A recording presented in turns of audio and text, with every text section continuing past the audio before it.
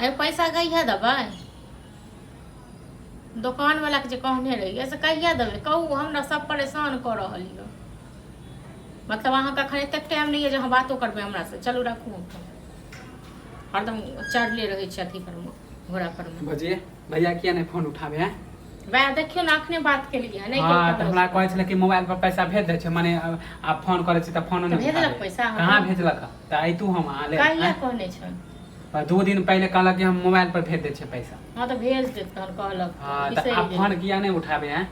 नहीं उठबै छै काम काज करे छै अहाँ के पैसा बचा ले हां त अंतिम में एलु अहाँ लग अंतिम में एलु तो हमरा लग गेलु तो हम द दे फोन हमरा संग में यो पैसा हां त अहाँ दियो भैया नहीं दे त हमरा संग में नहीं अखन ठीक छै न 3-3000 रुपया उधारी रखे छै माने कि 2 महीना नहीं हां तो 2 महीना भ गेल एक बात कहू आई 4 साल 5 साल से अहाँ के दुकान से सामान ले छियै खाइ छियै तखन अहाँ के नहीं हम बुरेलो आई 2 महीना अहाँ के रुपया हम 3000 रुपया नहीं देलक बुरा आदमी पैसा से पैसा कमाए है कि मानी पैसा रखल है त कमा ले छै एते दिन से अहाँ से दुकान से सामान ले चलो अब एनाही लोग होय छै बेर बगर बीच में जामो क देतिया त ओहो नहीं करे छी कहियो पचा लेलो हम कहा एक बेर मार देबो मोबाइले पर पैसा आप फोनो नहीं उठाबे वहां के पैसा के गांव छोड़ के हम भाग गेल आके कहलु कि बेईमानी क लेलिए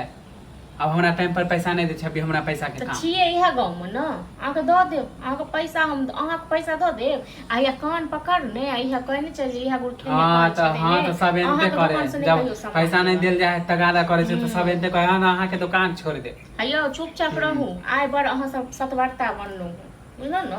आ एगो टाइम छल जे रोटी पर निमको नहीं छल तखन हमरे साथ छोड़ दियो ना सबके टाइम आवे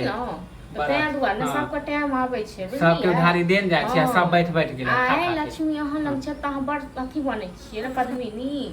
सब दिन एक जगह नहीं रहै छथिन बुझलो मानलो अहाँ के दुकान के खेने छी द देब हां त टाइम पर पैसा दे दी त अहाँ के बोले लायत हुआ टाइम पर पैसा नहीं देलौ अहाँ के त अहाँ के पैसा लके भागियो त नहीं पहले नंबर के भैया के कहे के यार आई काल नहीं होय त कहते एक हफ्ता में दे छियो जे काम करे वाला बंदा छै ओ काम कर रहल छै हां अब टाइम रहते तखन होते कहते ना कि एक हफ्ता में दे छियो हमरा से बातें न करे छै सही से अब सीधे आइ दे छियो काल दे छियो आइ के दे छै ऐसे करके एक हफ्ता के पैसा बुझलो हम सब अपने उन लोग नहीं छी ककरो बेईमानी क लेबे शैतानी क लेबे आइ काल के दुकान वाला सब के देखे छियै दे वाला चीज 10 वाला क 10 रुपया क आ द दे छी 20 रुपया बुझलो तो दूसरे दुकान वाला 1 किलो मकानी काट ले छै 2 किलो मकानी काट ले छै त से हम सब नहीं आई उधारी दे देलु त आई बेईमानी हो गेल हम अहाँ के नाम लेलु हां हम त ई कह छै ठमका दुकान वाला सब आई हम दुकान वाला के है एगो दूगो है हां त एगो दूगो गो चीज अहाँ के आई हम दुकान वाला के है एगो 2-3 गो है हां केकरा कहै छी द देब अहाँ के पैसा अहाँ के दुकान से अकाउंट पकड़ने हां त जल्दी दे दे हां त अखन नहीं देब 10 दिन 11 दिन में ठीक छै ना हम अगर पठा देत भैया के पठा देत नहीं पठा देत भैया हां त जाय छु फिर फोन करब नहीं उठाए त फिर आएब हम पहले करे जाओ अहाँ सब काज देले तके दा करे